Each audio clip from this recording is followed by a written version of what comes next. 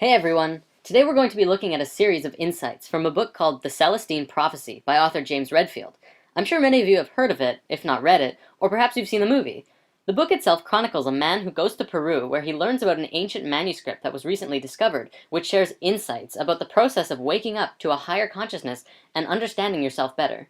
We thought that the book shared very valuable insights for people growing spiritually and consciously, and we'd like to share it with you today. We do recommend checking out this book if you have time, as well as James' other work. But for those of you who don't have the time, here's the abridged version.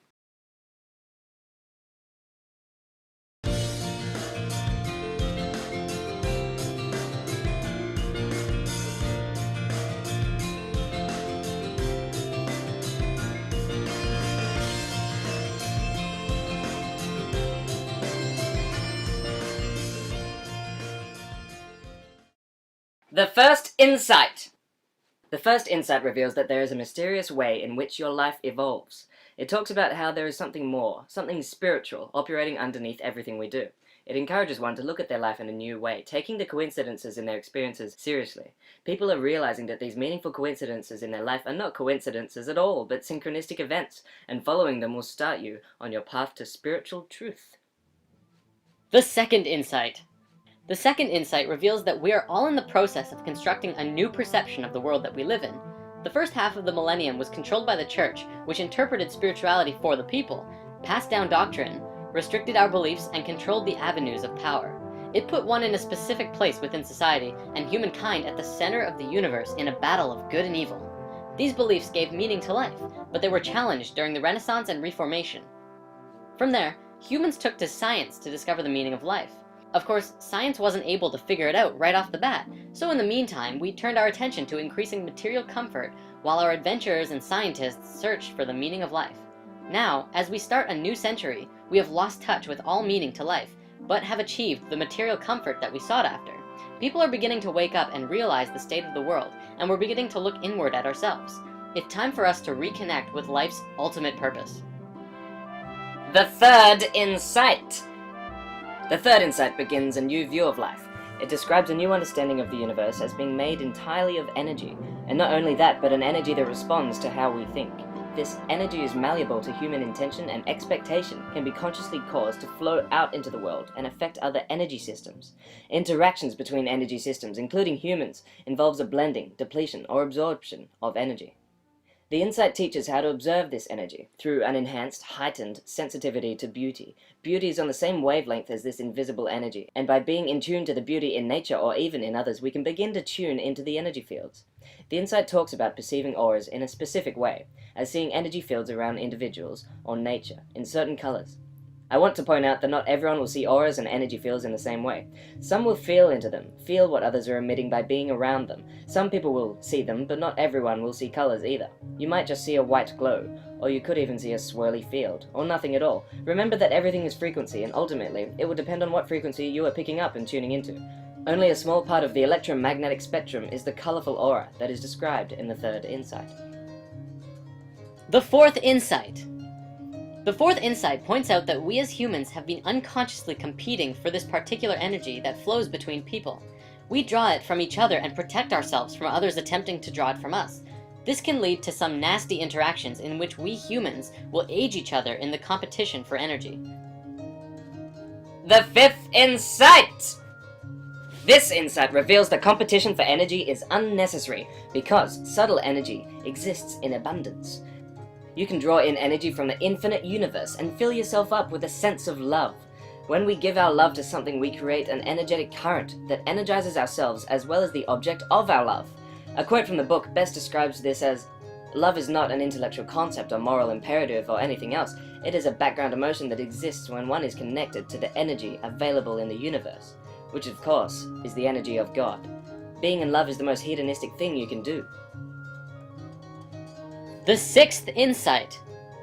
In order to be in a state of love with the world, we have to let go of old patterns of behavior we developed to take energy from others. These are called control dramas, which we can clear by simply being conscious of them and realizing the higher truth behind our control drama fantasy. There are 4 control dramas. 2 are actively demanding energy, and 2 are passively creating conditions in which energy is sent. Active control dramas include intimidation and interrogation. asking questions and then picking apart the answers. Passive control dramas include aloofness, creating an air of mystery that entices others to send energy, and the poor me control drama, creating a sense that if others don't provide energy, something awful will happen to the individual. In realizing our control drama, it exposes the true self which energizes our lives by showing us who we are, the path we are on, and what we're doing here. Second, we have to clear out our control dramas. We must understand our parents' control dramas and how they shaped ours. Then, we must learn the meanings that our parents' lives had for us and how this determines our own developmental work. The energy conflict between our parents and us becomes a series of lessons to show us the silver lining that lies beyond the energy conflict. From here, you'll become a synthesis of your mother and father's unconscious teaching without any negative emotions in the way. The 7th insight! Once you are cleared of traumas, you can build energy through contemplation and meditation. Focus on the basic life question and start writing a steady stream of intuition, dreams, and synchronistic coincidences, all guiding you in the direction of your evolution and transformation. Center yourself on your life path by discovering the immediate, smaller questions that currently confront you in life. These questions always pertain to the larger question and define where you currently are on your lifelong quest. The 8th insight. This insight tells us that we can aid others as they bring us the answers we seek.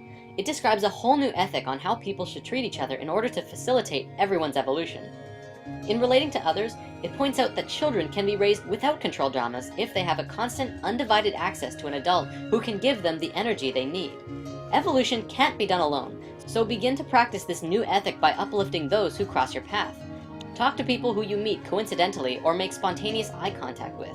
You and them each have a message or learning that helps bring you up to a higher awareness of your lives. Everyone who we meet has a message for us. The Celestine prophecy also discusses relationships. Avoid codependent relationships, which involves an addiction to other people. This subtle energy has a male and female side. In many cases, a couple will lock into each other's energies and fall madly in love. But if their focus stays tethered to each other, they're not tuned to the infinite energy of the universe. They eventually begin to compete with each other for energy. This restarts the control dramas. This is the falling in love and out of love phenomenon. This prophecy calls for people to be whole before connecting with another. Connecting with another in this way, together you will create a super person. The 9th insight. The 9th and final insight is about conscious evolution. Humans consciously participate in their evolution by living according to their intuition, which guides them in such a way as to increase their energy. Our technology will do more of our work for us and allow us to focus on our own spiritual growth. In doing so, we can increase our bodily vibration to a level much higher than the dimension of this current plane, and consciously move into a higher frequency or dimension of our universe. In doing so, we would literally disappear from the visible perception of many people in this lower frequency, just as Jesus and other high energy people have done throughout time. The more beauty we can see, the more we evolve. The more we evolve, the higher we vibrate. Ultimately, our increased perception and vibration will open us up to a heaven that is already before us. We just can't see it yet. At some point, everyone will vibrate highly enough so that we can walk into heaven in our same form. And that's badass.